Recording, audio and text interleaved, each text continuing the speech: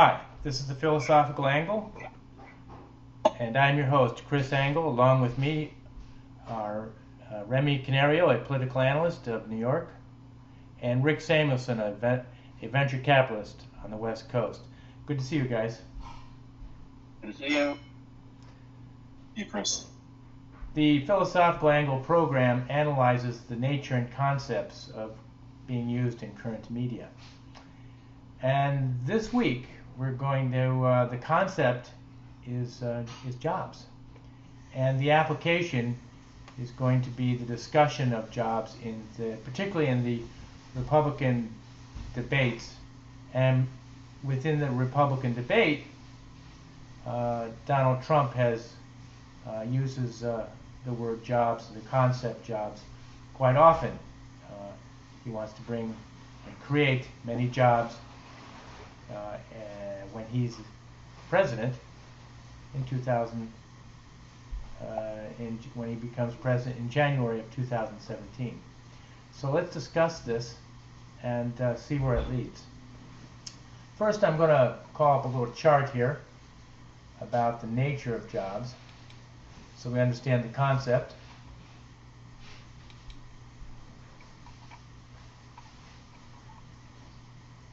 So we know that Donald Trump has been talking about jobs quite a bit in his platform, and particularly during the debates. So it comes to mind, well, what is a job, first of all? And a job is really a sacrifice for a reward, and people go to work, and that work is a sacrifice, a kind of sacrifice, and you do that to maintain a reward. And the sacrifice, the concept of the sacrifice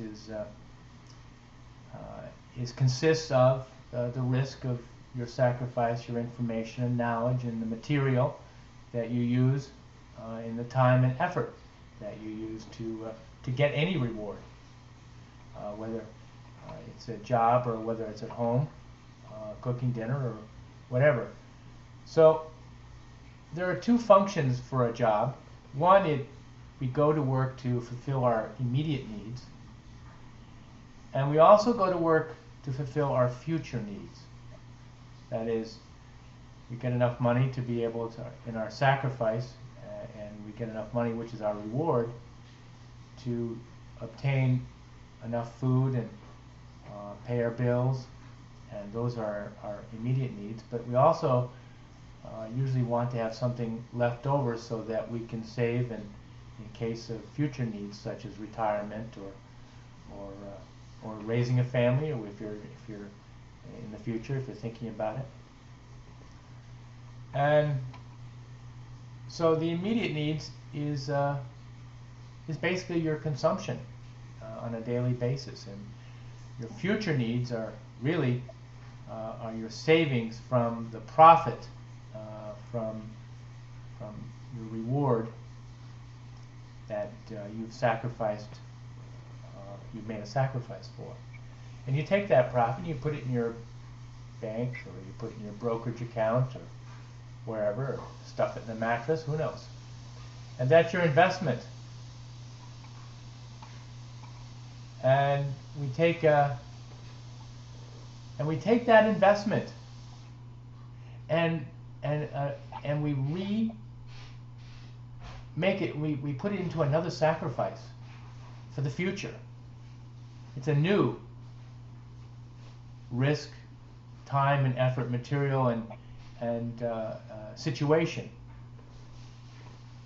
that we use in our investment, because it's of the future, and that equals another job. In other words, when you have enough money left over, you put it to work again, and that is actually a job. So if you're having enough money and you put some away for future use, you are thereby taking on the job of investing your own money, and that's a kind of job.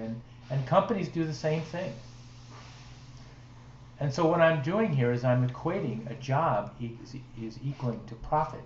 So anytime you profit individually, or anytime a company has profit for its future needs, that equals the creation of a job, whether it's the job of your investment, of handling your investments, or it's a job to create a new product. So the essence really of any job is profit, whether from an individual or for a company.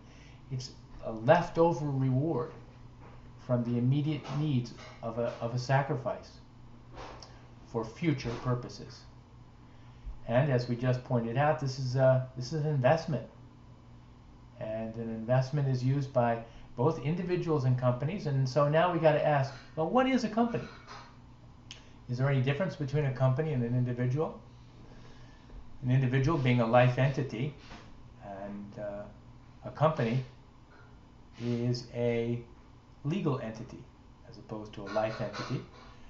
But we have, it's got other ingredients. Besides being a legal entity, you have to add in a society of individuals.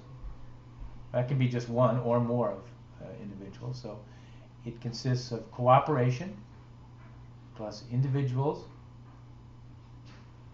which will add up to the makeup of a company.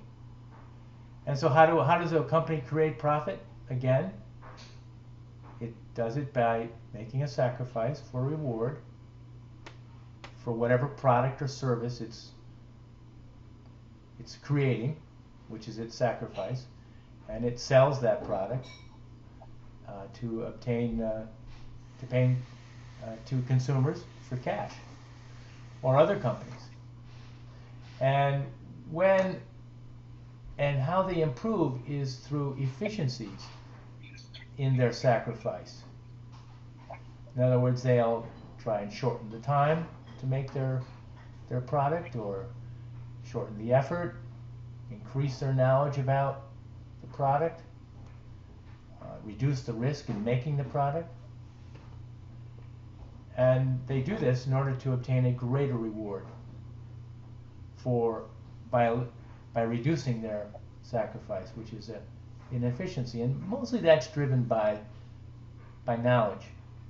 They create new knowledge about the product that they're, or service that they're making. And this allows them to enhance their reward, which is their profit. And from that greater reward, there's profit. And again, they can reinvest that product because into new jobs. And thus, that investment will eventually lead to greater future reward. And the greater future reward is what we all seek, because we seek rewards because it helps us to improve our lives. And we always do that. We always seek a greater reward because of the dictum of unlimited demand. In other words, we're always looking to better our lives. And this provides the incentive by which humans go out and constantly improve the sacrifice to obtain the reward. So there are problems with job creation. You can have an interdiction of job creation, and often it happens by government making regulations and laws, or let's say the government doesn't produce very good schools, or they have high taxation, and high taxation means less profit. And as we've seen, profit equals jobs. So the more a government will tax, the more the government will cause less jobs to be produced. And poor schools, pretty much the domain of the public sector, produces less knowledge in its product, which are the kids that go there. And if they have less knowledge coming out, they're really ill-suited as job applicants, which is an interdiction to creation of more and more jobs. So with that said, let's go back and talk with Rick and Remy about the application of the nature of jobs, and we know that Donald Trump has been in his declarations in constantly talking about about his ability to create jobs in the economy. And I haven't heard much on the Democratic side about this problem, so we're going to ask Remy about that, why it isn't a topic. So let's start with Rick first. Do you think the candidate Trump will be able to produce more jobs if he were to become president? Or any of the other Republican candidates? What do you think? I'm a little skeptical about his rhetoric, which seems to focus on the need to move jobs back to the United States, implying that it's manufacturing jobs mainly from particularly China, and he constantly cites China's currency manipulation as a reason for the fact that so much stuff is created or manufactured over there as opposed to here. In reality, China's been spending a couple $100 billion a month for several months in a row defending its currency. So the yuan is down, 5 or 6% vis-a-vis the dollar, which is by far the strongest currency in the world today. So the macroeconomic picture really doesn't buttress his view that it's because of currency manipulation that China continues to dominate manufacturing globally. The other thing is world trade declined last year over 10%, and it's on trend to do the same this year. U.S. exports are down several percent already this year. The strong dollar is an obvious concern, and there's no indication that given the loose central bank policies pretty much everywhere, looser than the U.S. policies, that you're going to see the dollar decline in the foreseeable future. And one thing is for sure, if you have declining world trade and a strong dollar and therefore falling U.S. exports, that's not going to help create jobs. That is for sure. So I think it's incumbent upon Mr. Trump and the other candidates to speak specifically to that issue. Because I don't think the currency manipulation argument really stands up in the face of what we see are, diverging central bank policies in the United States versus other countries. The Federal Reserve chose to raise interest rates slightly in December. Europe, Japan are now in negative interest rate territory. So how can the dollar not be stronger going forward? Okay. Remy, any comment about the Republican Party and their theme of creating jobs? Absolutely. Mr. Trump's platform seems to consist of many promises that are technically not permitted under a number of different agreements that we've signed. I mean, as members of the WTO, you can't simply impose a 35% tariff on Chinese goods. That's not the way that works. And I don't quite understand what his plan is for dealing with Mexico, given that NAFTA exists. Now, the most logical way of interpreting this is to assume that he's planning in removing the United States from those treaties and from those economic entities. And that is, for me, a relatively scary thought. I mean, yes, the modern age of trade treaties has not treated everyone in the economy well, and there's certainly a lot of work that we can do to fix that.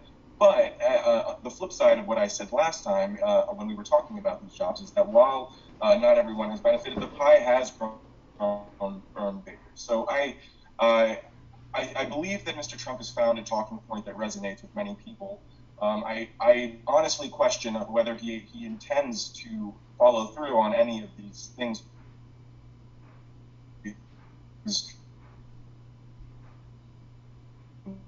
which were crafted by the United States in order to correspond with our economic best interests. I mean, remember, before World War II, the United States was one of the most protectionist countries in the world, and the reason that changed was because it became in our economic interest to support free trade. So if Trump truly is going to pursue this revisionist kind of policy that's just going to negate 70 years of a relatively successful economic policy, then that's scary, but I actually don't think that he has any intention of doing it because it seems entirely impractical. Okay. On his defense, I think he does have one thing in his platform which I really think he doesn't talk about enough, is that he wants to decrease the rate of corporate taxation. And I believe he wants to go down to 15%, and that in itself would allow for greater corporate profits and that would allow for investment by the corporations into new jobs. So is that Well, Chris, I mean, on that topic, if jobs do correlate with profits, I mean, that would be great. But it seems as though recent economic history in this country doesn't quite line up with the idea that profits equal jobs, because firms like Facebook and Apple, for example, are awash in a sea of profits, and yet I don't think that Facebook has 100,000 employees yet. We are no longer in the age where a large successful company needs to employ a large number of people, and you have a situation in many cases where these disruptive entities are coming in, making things more efficient for the consumer, but at the same and raking in massive profits while getting rid of large numbers of jobs. So the net benefit of the modern economy, and you could probably say the same thing about the financialization of the economy as well. There, as more and more resources go to the financial sector, that takes more and more resources away from the sectors that employ more. So, in what way? I think that if that is going to be the cornerstone of our approach to job creation, it should be targeted in such a way that the companies that receive less taxation are more likely to create jobs than the current champions we have now. Rick, any comment? Well, I think I remain surprised at how strong the job market is in the United States. You know, the U.S. has been generating roughly a couple 100,000 jobs a month, a bit more, a bit less, depending on the month. Lately, and that's in spite of the fact that corporate profits are falling quite dramatically. If you look at it on a GAAP basis, about 12% last year, and yet, you know, hiring continues at a level, you know, that's not reflective of a booming economy, but assuming the U.S. grows at something like 2%, maybe a little less this year, is well ahead of what you would expect with, you know, a slow growth economy, and certainly vastly ahead of anything we're seeing in Europe or Japan, where, you know, unemployment is severe. In every European country, including Germany, unemployment is measured by labor participation is much more severe than it is here. Well, also one other aspect about the lowering corporate profits or lowering corporate taxation is that it would stop the outflow of corporations from the United States elsewhere, and they'd have more incentive to stick around, and that would seem to me to be better for the U.S. Job economy. Well, Chris, I am personally in favor of abolishing the corporate income tax and replacing it with much higher rates on individuals, along with some other tweaks to the tax code. But unless we are talking about abolishing the corporate income tax altogether, are we really going to talking about putting ourselves in a position to compete with Ireland or Luxembourg or any of the other havens that companies are fleeing for? I mean, I believe Ireland has a corporate income tax of 4%. Is that what we're shooting for? Because if we're not, then just simply lowering the tax rate isn't going to halt the outflow. It would need to put it into the realm of the competitive. Well, you know, I agree, and actually, it's Trump's position of 15%, but I would say yes, go ahead and abolish it altogether, and let the dividends flow to the individuals and tax those. What do you think, Rick? Think Remy's idea is a good one? Well, Cruz is proposing a similar idea. Cruz is all corporate taxes and value so I mean this idea is kicking around. Well, I would say that this is pretty much economic orthodoxy, that abolishing the corporate income tax rate would makes a ton of sense, especially if you replace it with the right things, perhaps including a carbon tax. Carbon tax? Yeah, make up the same amount of revenue, and except do it in a way that reduces our carbon emissions. Even if you don't agree with the science behind global warming, you do have to admit that U.S. incentives help create the tremendous advances in solar energy technology that we've seen over the past couple of years. That, coupled with China's unparalleled ability to bring down costs through their manufacturing giant, really has brought the whole conversation to a different place, where we're talking about solar energy being at parity with fossil fuels. So if you have a carbon tax that incentivizes innovation and it incentivizes the very innovations that are going to be the cornerstone of the economy of the next centuries. Well, I would think that a carbon tax should be is not really something that we should have in place of decreasing corporate tax rates. So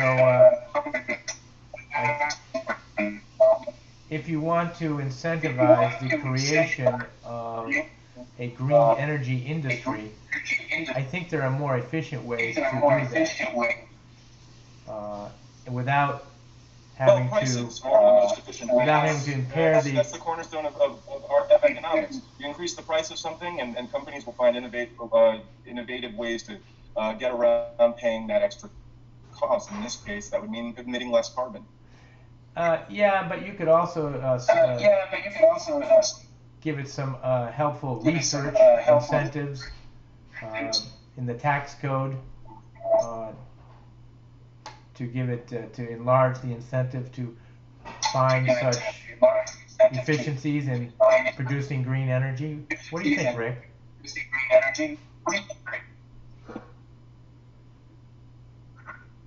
Rick, what do you think? Yeah, there's some conservatives who support that. The only natural way to more use of fossil fuels. I don't know that the best way to attack that corporate tax is the highest of any industrial world. I think all the United States needs to do more in the middle